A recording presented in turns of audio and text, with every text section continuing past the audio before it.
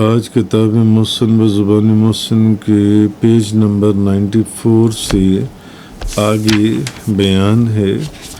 پچھلا بیان ہمارا ختم ہوا تھا مونٹ بلینک کے اوپر، اور آج مونٹ بلینک کے بعد اگلا عنوان ہے، اور آپ کو معلوم ہے یہ تمام کتاب حضور غوث اعظم کے احسانات اور نوازشات اور مہربانیوں کے ذکر کے اوپر مشتمل ہے، اور اس دور کے اندر آپ کی ظاہر ہونے والی کرامات کا اس کتاب کے اندر ذکر ہے، جو قسط وار آپ سنتے آ رہے ہیں اور سمجھتے آ رہے ہیں۔ تو اب اگلا جو آج کا عنوان ہے یہ ہے تبدیلیاں کہ حضور غوث اعظم 3 جنوری 2011 حضور غوث اعظم شیخ عبدالقادر جیلانی نے بندہ ناچیز کو بغداد شریف میں جس نعمت عظمیٰ سے نوازا، اس کے بعد حیران کن حیرت انگیز تبدیلیاں رونما ہونے لگیں فوراً 3 جنوری 2011 کے بعد، جس میں سے آج ہم 1-2 تبدیلیوں کا ذکر کریں گے پھر اگلے بیان میں۔ مثلاً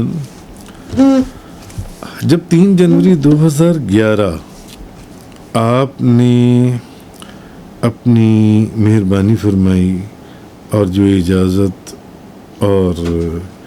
اجازت فرمائی، تو اس کے بعد جو تبدیلیاں رونما شروع ہوئیں، مثلاً جب تک صرف فیض نقش بندیہ یوسفیہ حاصل تھا، حضور بابا جی سرکار عالم علمائی فاضل لوزئی عاشق غوث الورا فنا فی المصطفیٰ حضرت علامہ مولانا حاجی محمد یوسف علی نگینہ رحمۃ اللہ علیہ، جو میرے پیر و مرشد نے، جب تک صرف فیض نقش بندیہ یوسفیہ حاصل تھا، یعنی تب تک تو بابا جی صاحب رحمۃ اللہ علیہ کی سنت کے مطابق تب تک ہر وقت سر پر میری ایک عادت تھی کہ میں مشین پھروا کر رکھتا تھا، بال تھوڑے سے بھی بڑے ہو جاتے تو مشین پھروا دیتا،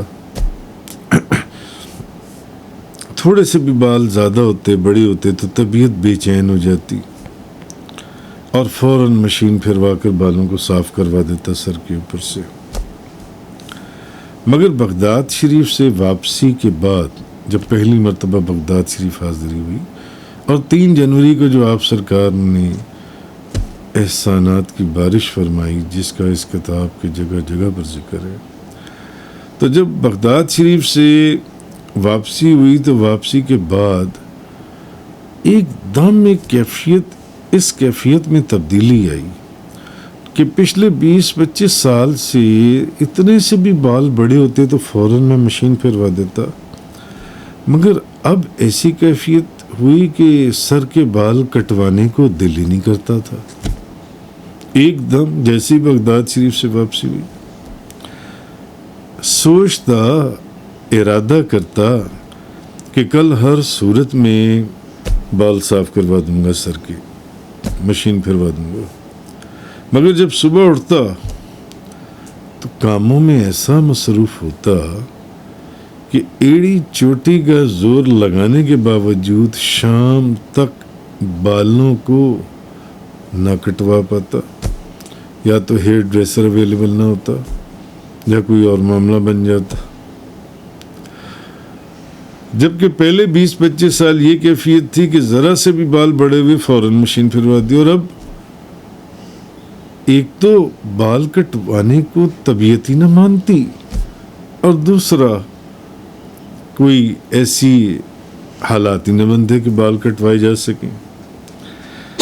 اب یہ سلسلہ ہفتوں اور بعض اوقات تو مہینوں کے اندر تبدیل ہو گیا، اور اب ایسا وقت بھی آیا کہ زلفیں شانوں تک دراز رہنے لگیں۔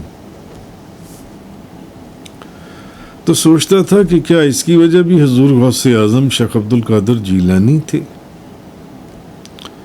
جیسے کہ اس کتاب کے پچھلے حصے میں اور ابھی آگے آپ دیکھیں گے، ہر صفحے کے اوپر آپ سرکار کی کرامات کا ظہور.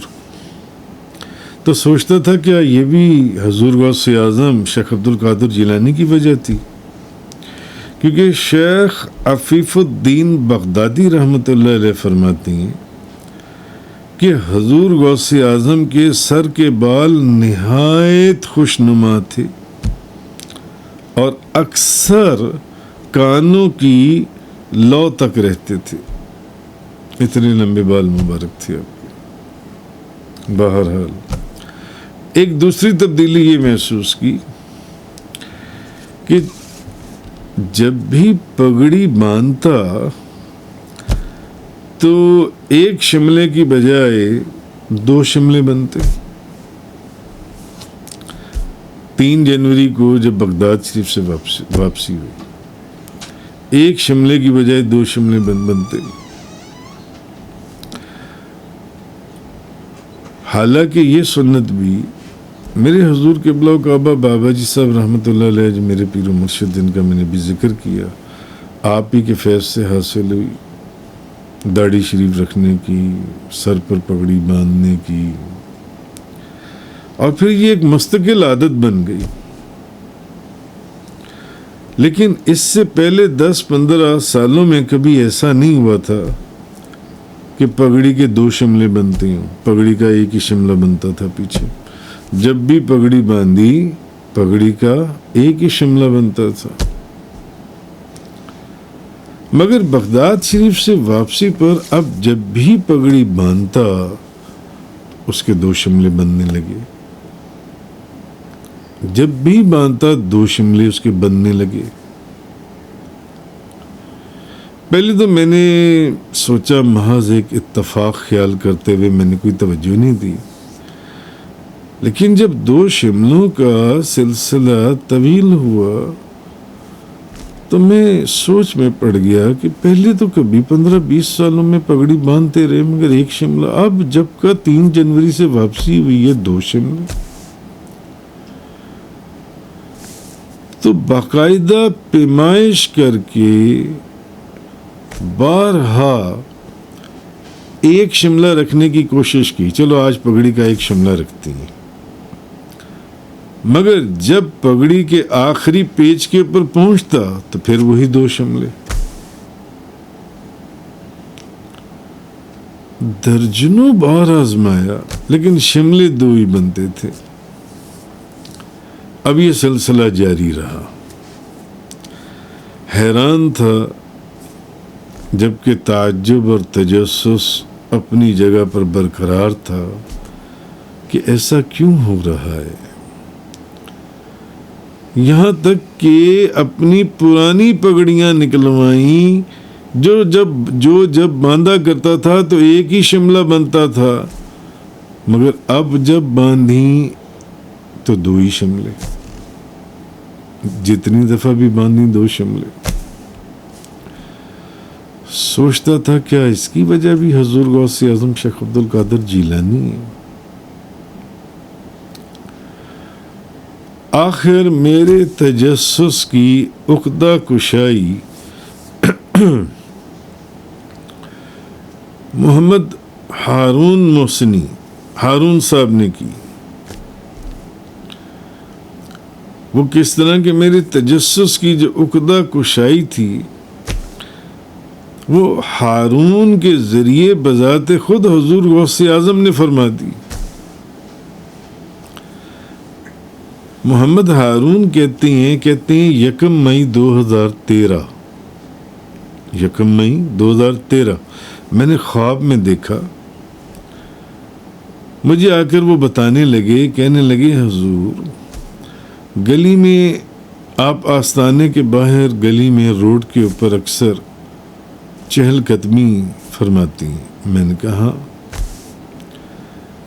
تو کہنے لگا کہ میں نے 1 مئی 2013 کو کہتا میں نے آج خواب دیکھا ہے کہ حضور غوث اعظم بھی سفید کرتا اور سر پر 2 شملے والی پگڑی باندھے چہل قدمی فرما رہے ہیں.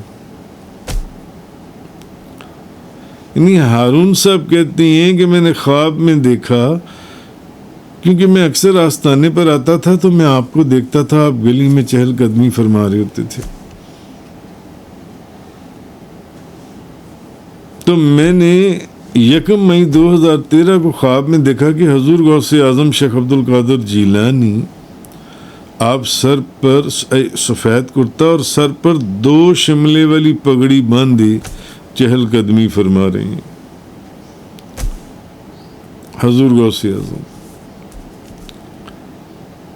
اب ہارون کی جب میں نے یہ بات سنی تو میں سن کر میں خاموش ہو گیا، میں نے اس کا ذکر کسی سے نہیں کیا، اس بات کا کہ جب سے میں بغداد شریف سے آیا ہوں اب 1 پگڑی کی بجائے 2 پگڑیاں، 2 شملے۔ کیا 1 شملے کا دل میں آتا ہے خیال، کیا 1 شملے کا اشارہ میرے حضور قبلہ کعبہ پیر و مرشد کی طرف اور دوسرا بغداد شریف کی طرف، حضور غوث اعظم کی طرف تھا؟ مگر 2-3 سالوں کے بعد ایک دن میں نے پیر طریقت حضرت علامہ مولانا مدثر علی محسنی جونسی ہیں، وہ میرے پاس تشریف رکھتے تھے، تو ان کو میں نے یہ بات بتا دی۔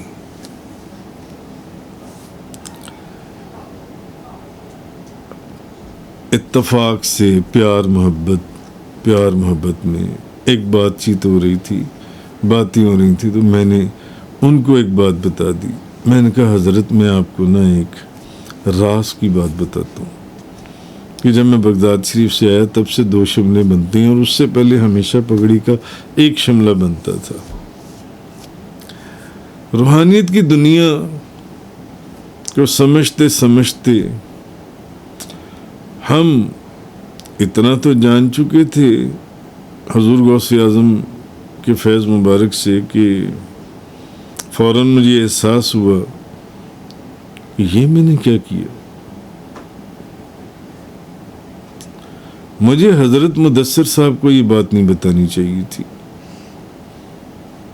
یہ تو روحانیت کے راز ہوتے ہیں، ان پہ سے پردہ نہیں اٹھایا کرتے۔ مگر تیر تو کمان سے نکل چکا تھا، تیر تو نکل چکا تھا جو ان کو لگ بھی چکا تھا، یعنی وہ میری بات سن چکے تھے، اور پھر وہی ہوا جس کا میرے دل میں ڈر تھا۔